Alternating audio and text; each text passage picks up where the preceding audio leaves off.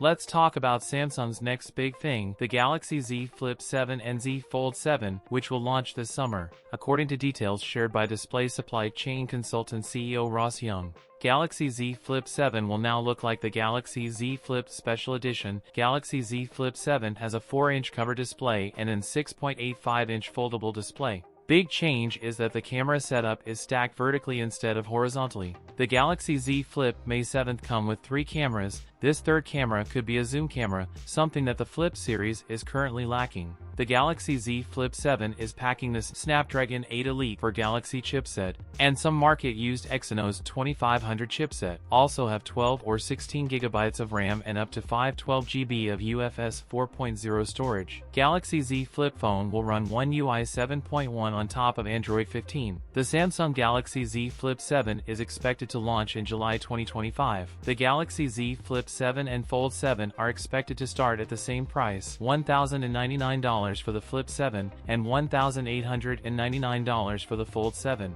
It's too early for rumors and leaks. That's it for today's video. If you enjoyed it, don't forget to like, comment, and subscribe for more content. Thanks for watching.